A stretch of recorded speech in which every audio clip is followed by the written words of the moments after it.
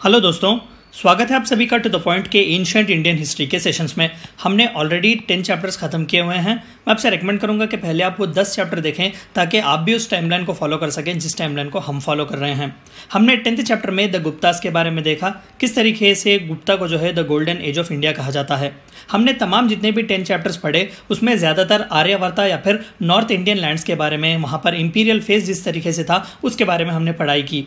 आज के हम इस 11th चैप्टर में डीप साउथ यानी कि सदर्न इंडिया में किस तरीके के इंपीरियलिज्म चल रहा था, सदर्न इंडिया की एंशिएंट हिस्ट्री किस तरीके से थी और वहाँ पर कौन से डोमिनेंट डायनेस्टीज थे उसके बारे में बात करेंगे। तो आइए आज का जो चैप्टर है पल्लवास और चालुक्यस शुरू करते हैं। सबसे पहली चीज़ हमें जाननी चाहिए कि साउथ इंडिया की हिस्ट्री क्या है। देखिए, हमने इंडस वैली सिविलाइजेशन के डिक्लाइन में देखा कि आर्यन इन्वेजन होने की वजह से हड़प्पन्स जो थे वो डीप साउथ में पुश किए गए थे। यानी कि साउथ की जो हिस्ट्री है, जो द्रविडियंस जो ज़्यादातर हैं वो अपने आप को इंडस वैली सिविलाइजेशन के हड़प्पन्स को ट्रेस करते हैं, लेकिन ये कितना सही है हमें पता नहीं है। तो ज़्यादातर रिकॉर्ड्स जो है वो हमें संगम लिटरेचर या फिर संगम एज से मिलते हैं। दरअसल संगम एज जो है, कई हिस्टोरियंस उसे 3rd सेंचुरी BC से लेकर 3rd सेंचुरी AD तक जो है उसे संगम एज कहते हैं, साउथ इंडिया को लेकर खासकर। दरअसल संगम जो थे वो काउंसिल्स की तरह थे जो ज़्यादातर इंपीरियलिस्टिक पल्लवास, चोलास या चेरास जो उस वक्त के किंगडम्स हुआ करते थे, वहाँ पर पोएट्स और लिटरेचर रिलेटेड बहुत ही डेवलपमेंट्स हुआ करता था। तो वहाँ पर संगम्स ऑर्गेनाइज किया जाते थे। तो वहाँ पर संगम्स में जो पोएट्स आते थे तो वो राजा महाराजाओं के लिए पोएम्स लिखा करते थे और ज़्यादातर उस वक्त के या फिर उस ज़माने के सोसाइटी को डिस्क्राइब भी करते थे। तो संगम लिटरेचर जो है वो one of the most important source है हमें हिस्ट्री के लिए। तो अगर ये कहना सही होगा कि 3rd सेंचुरी BC के पहले के रिकॉर्ड साउथ इंडिया के जो है वो ज़्यादातर हमारे पास अवेलेबल नहीं है। तो ज़्यादातर जो हम हिस्ट्री अब साउथ इंडिया के बारे में पढ़ेंगे वो पोस्ट 3rd सेंचुरी BC या फिर 1st सेंचुरी AD के बाद का होगा। तो आइए पहले ancient history of south India के बारे में जानते हैं। Guptas left a vacuum in north mostly occupied by Harsha. हम अगले के चैप्टर में हर्षा और उनसे रिलेटेड उनका रूल, उनका एडमिनिस्ट्रेशन, उनकी कौन सी डायनेस्टी थी और किस लिए हर्षा के एज को जो है वो ट्रांजिशन माना जाता है from ancient to medieval India, हम आगे के चैप्टर में इसके बारे में बात करेंगे। लेकिन फिलहाल के लिए जो गुप्तास ने वैक्यूम छोड़ा हुआ था नॉर्थ इंडिया में, वो imperialistic phase Harsha pre occupy करते हैं। तो साउथ में जो है it is now when Pallavas and Chalukyas dominated south. तो साउथ में गुप्तास के जाने के बाद जो है सेंट्रलाइजेशन खत्म हुआ था, छोटे छोटे फ्यूडेटरीज और छोटे छोटे किंगडम्स जो है वो एरप्ट होने लग गए थे। तो चालुक्यास और पल्लवास इसी का एक रिजल्ट थे। South saw a series of cultural, traditional as well as administrative developments under their reign। हम आगे की स्लाइड्स में जानेंगे कि किस तरीके से वो सिग्निफिकेंट थे कल्चरल, ट्रेडिशनल और एडमिनिस्ट्रेटिव कॉन्ट्रीब्यूशंस को लेकर। Imperialism in south to a great extent was pushed under their patronage. अगर सही तौर पर कहा जाए तो it was actually Pallavas who introduced the imperial phase in south. Pallavas, तो आइए सबसे पहले पल्लवास के बारे में जानते हैं। इनका टाइमलाइन जो है वो 275 AD से लेकर 897 AD तक है। देखिए, ज़्यादातर जो पल्लवास का रोल था वो फ्लक्चुएट हुआ करता था, यानी कि चंद दिन उनका टेरिटोरियल एक्सटेंड बढ़ जाता था तो कभी कम होता था। अगर मान ले तो greatest ruler like Mahendra Varman और नरसिम्हा वर्मन के रूल में जो था उनका टेरिटोरियल एक्सटेंड सबसे ज़्यादा था। आप यहाँ पर पिक्चर देख सकते हैं, ये दरअसल नरसिम्हा वर्मन द फर्स्ट के रूल का जो है वो एरिया था टेरिटोरियल एक्सटेंड। तो ज़्यादातर दक्कन और साउथ का जो एरिया है, आज का तमिलनाडु का एरिया, इन्होंने अपना दबदबा वहाँ पर कायम रखा हुआ था। ये दरअसल शातवाहनास के सक्सेसर थे। हमने देखा कि किस तरीके से शातवाहना का जो जितना ये बेल्ट था वो डिवाइड होता है 5 अलग अलग किंगडम्स में, आंध्रा, इक्ष्वाकुस, पल्लवास, और इस तरीके से जो है पल्लवास यहाँ से एरप्ट होते हैं। Their origin is not clearly known. सही तौर पर उनका ओरिजिन तो पता नहीं है, लेकिन हम उन्हें सक्सेसर्स की तरह देखते हैं शातवाहनास का। Simhavarman the first is believed to be the first Pallava king. लेकिन इंपीरियल फेज जो है वो महेंद्र वर्मन से शुरू होता है, जो कि 6th AD से शुरू होता है। हम आगे के स्लाइड में उनके बारे में बात करेंगे। तो Simhavarman the first was establisher of this dynasty. Pallavas have been ruling South India since 3rd century AD, but the actual imperial phase starts from 6th century AD, जहां पर महेंद्र वर्मन जो कि पहले ग्रेटेस्ट रूलर पल्लवा के जाने जाते हैं, वहां पर उनका फेज शुरू होता है। Tamil flourish under them. जाहिर सी बात है कि डीप साउथ में उनका रूल था तो तमिल तो जो है वो फ्लरिश होना ही था। Founders of local autonomous self governing institutions, one of the most important points, क्योंकि इन्हीं पल्लवा डायनेस्टी के मॉडल पर जो है चोलास आगे बढ़कर डेमोक्रेटिक डिसेंट्रलाइजेशन जिस तरीके की आज हम बात करते हैं कि लोकल ग्राम सभा या ग्राम पंचायत का आइडिया जो हमें मिलता है वो चोला एम्पायर से मिलता है, और चोला एम्पायर का वही लोकल गवर्नेंस जो है वो पल्लवा के मॉडल पर डिपेंडेंट है।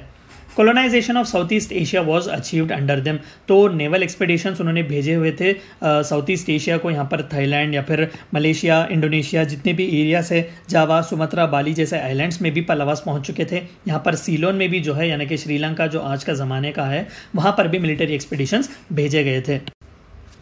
महेंद्र वर्मन, तो आइए सबसे पहले ग्रेटेस्ट पल्लवा रूलर के बारे में बात करते हैं। महेंद्र वर्मन, इनका टाइम फ्रेम जो है वो 600 से लेकर 630 AD यानी कि 30 साल जो है इन्होंने रूल किया हुआ है। He was the first ruler of imperial phase of Pallavas. जाहिर सी बात है कि इन्होंने इंपीरियलिज्म जो पल्लवास का फेज था, लेकिन इससे पहले जो था पल्लवास एक छोटा किंगडम या फिर एक छोटे फ्यूडेटरी की तरह था, लेकिन एक full fledged imperial monarchy establish करने वाले महेंद्र वर्मन थे। His famous book is Mattavilasa Prahasana, it was written in Sanskrit, तो इन्होंने संस्कृत को भी पैट्रोनेज दिया हुआ है apart from Tamil. Initially he was a Jain and later he converted to Shaivism by saint Appar. बहुत ही इंपॉर्टेंट है क्योंकि सेंट अप्पार के बारे में आपको प्रीलिम्स में पूछा जा सकता है। देखिए उस जमाने में साउथ में ज़्यादातर लड़ाई चलती थी शैविज्म और वैष्णविज्म को लेकर।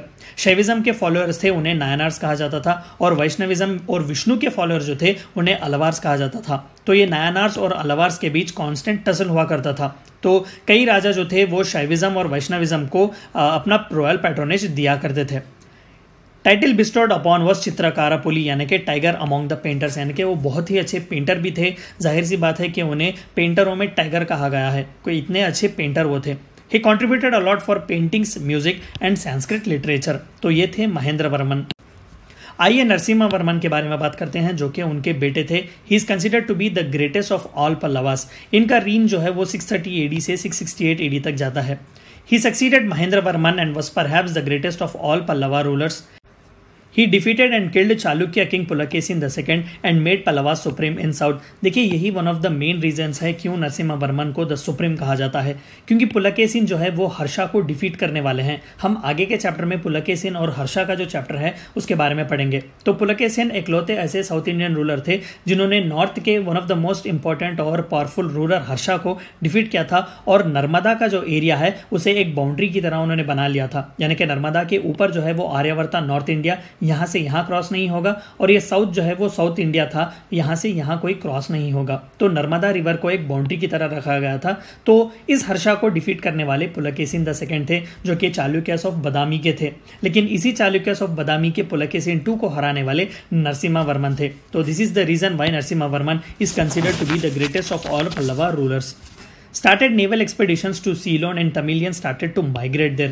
हमने पिछले स्लाइड में भी देखा कि किस तरीके से महेंद्र वर्मन जो है वो थाईलैंड, इंडोनेशिया, मलेशिया, जावा, सुमात्रा, बाली जैसे आइलैंड्स तक उनका मिलिट्री एक्सपेडिशन गया था। श्रीलंका को भी टच किया गया था। He built a beach town Mamallapuram which he adorned with rock cut caves. तो बहुत ही खूबसूरत एक शहर है जो चेन्नई के करीब है, मामल्लापुरम, जिसे आज महाबलीपुरम के नाम से भी जाना जाता है। तो वहाँ पर ज़्यादातर आपको रॉक कट टेम्पल केव्स और रॉक कट टेम्पल्स जो है वो देखने को मिलेंगे। तो it was also build by Narasimha Varman. Hiuen Tsang visited India under his reign in 642 AD। दरअसल ह्यूएनसांग जो थे वो एक चाइनीज ट्रैवलर थे जो हर्षा के एरा में हर्षा के कोर्ट में आए हुए थे, लेकिन उन्होंने साउथ इंडिया भी विजिट किया हुआ था अंडर नरसिम्हा वर्मन। तो आइए पल्लवास के रिलीजियन के बारे में जानते हैं। Pallavas were followers of Hinduism and made gifts of lands to gods and Brahmins. Agraharas जिसे हम कहते हैं, तो पल्लवास जो थे वो जनरसली लैंड ग्रांट्स दिया करते थे ब्राह्मण्स को। हमने देखा कि हिंदुइज्म में शैविज्म और वैष्णविज्म के बीच कांस्टेंट टसल हुआ करता था साउथ इंडिया में उस जमाने में, जहाँ पर नायनार्स और अलवार्स एग्जिस्ट करते थे। In line with prevalent customs, some of the rulers performed Ashvamedha and other Vedic sacrifices। तो आप देख सकते हैं कि अश्वमेध यज्ञ जिसके बारे में हमने पिछले लेसन्स में भी पढ़ा था कि हॉर्स का सैक्रिफाइस किया जाता था to become a supreme ruler. तो इसी तरीके से कई पल्लवा के राजा जो थे उन्होंने अश्वमेधा यज्ञ भी जो है वो सैक्रिफाइस परफॉर्म किया हुआ था। दिस सेज के भले ही ऑफिशियल लैंग्वेज ना हो, लेकिन हिंदुइज्म जो था वो डोमिनेट किया करता था पल्लवा के रीजन में। They were however tolerant of other faiths, यानी कि बाकी के फेथ्स को भी वो फ्लरिश करने की इजाज़त देते थे। The Chinese monk Huan San, who visited Kanchipuram during the reign of Narasimhavarman I, reported that there were 100 Buddhist monasteries and 80 temples in Kanchipuram. दरअसल पल्लवास जो है वो royal patronage Buddhism as well as Jainism को भी देते थे। तो ह्यूएन सैंग जो चाइनीज ट्रैवलर थे वो कहते हैं कि दरअसल बुद्धिज्म को ज़्यादातर रॉयल पैट्रोनेज मिलता था, क्योंकि 100 बुद्धिस्ट मोनास्ट्रीज उन्होंने देखे थे साउथ इंडिया में when compared to 80 temples in Kanchipuram. तो this speaks a lot about the tolerant policy which Pallavas followed when it comes to religion. Polity and administration, आइए जानते हैं कि पल्लवा के ज़माने में पॉलिटी और एडमिनिस्ट्रेशन किस तरीके से था। They followed monarchy, but decentralization was unique feature of Pallavas. Local self-autonomous governing institutions की जब हम बात करते हैं, हम आगे इसके बारे में पढ़ेंगे, तो वो यूनिक फीचर जो डिसेंट्रलाइजेशन का था वो पल्लवास का था। भले ही किंग जो था वो सुप्रीम था, पावर पूरा उसी से फ्लो होता था, लेकिन डिसीजन मेकिंग जो इजाज़त दी गई थी, डिसीजन मेकिंग का पावर जो दिया गया था वो ज़्यादातर लोकल ऊर और सभा जिस तरीके से डिवीजन किया जाता था उनके हाथ में दिया जाता था। यानी कि ग्राम पंचायत जो था वो डिसाइड कर सकता था कि उन्हें क्या चाहिए और क्या नहीं चाहिए। Pioneered local self government in India later to be mastered by Cholas। तो ग्राम पंचायत या फिर ग्राम सभा जिस तरीके की आज हम बात करते हैं डेमोक्रेटिक डिसेंट्रलाइजेशन की, तो उस तरीके के लोकल सेल्फ गवर्नमेंट इंस्टीट्यूशंस को देने वाले सबसे पहले पल्लवास थे। Land grant that is agraharas were given to Brahmins. Brahmins को जो है वो जेनरसली लैंड ग्रांट्स दिए जाते थे, जहाँ से उन्हें रेवेन्यू मिलता था, टेम्पल से भी उन्हें रेवेन्यू मिलता था, जिससे कि वो एजुकेशनल इंस्टीट्यूशंस चलाया करते थे। Villages were well divided as Ur and sabha. तो विलेजेस को डिवाइड किया जाता था ऊर और सभा में, विच elected their own representatives.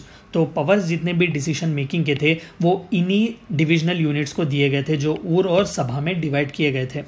Maintenance of law and order, tax collection, endowments etc. were given to Grama भोजका who used to oversee them।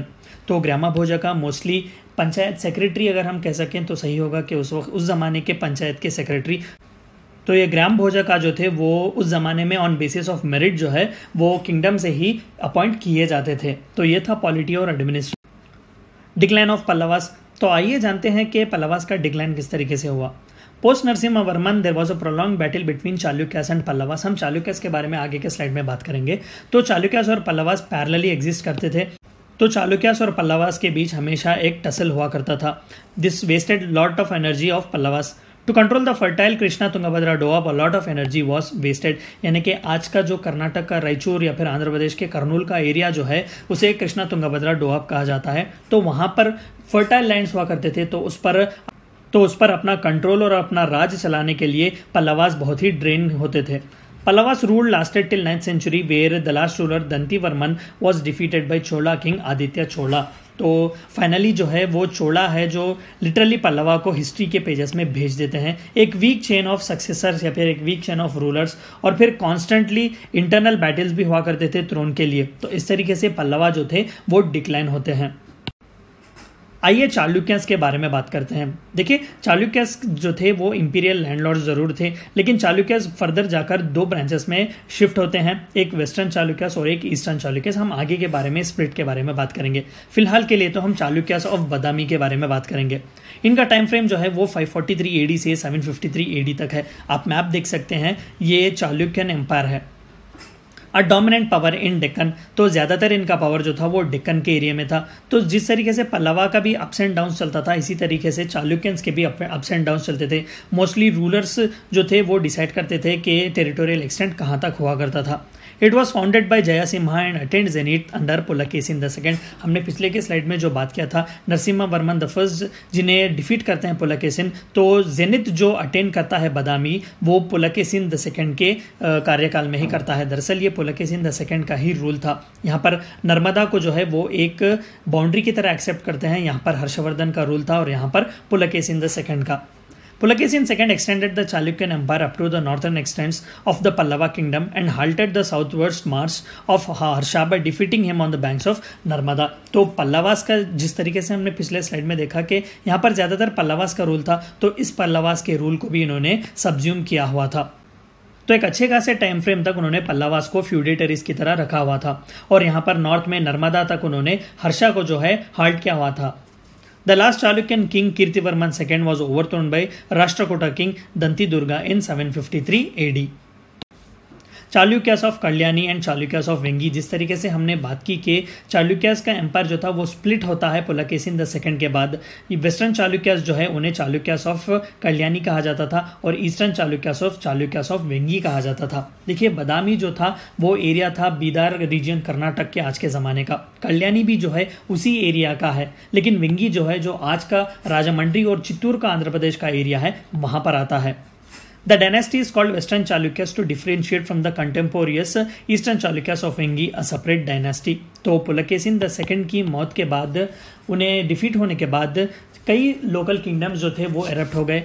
तो ज़्यादातर जो लोकल रूलर्स थे उन्होंने इंडिपेंडेंस डिक्लेयर किया हुआ था, लेकिन वेस्टर्न चालुक्यास जो थे वो ज़्यादातर खुद को चालुक्यास ऑफ बादामी के सक्सेसर्स कहा करते थे। तो वेस्टर्न चालुक्यास जो थे ज़्यादातर साउथ में जो है डेक्कन के वेस्टर्न एरिया को रूल करते थे और वेंगीज के चालुक्यास जो थे वो ईस्टर्न डेक्कन साइड को रूल किया करते थे। After death of Pulakeshin second the eastern Chalukyas became an independent kingdom in eastern Deccan. बिल्कुल पुलकेशिन सेकंड के डेथ के बाद ही ये स्प्लिट आता है। The real rule of Chalukyas of Kalyani starts from Taila II in 973 AD।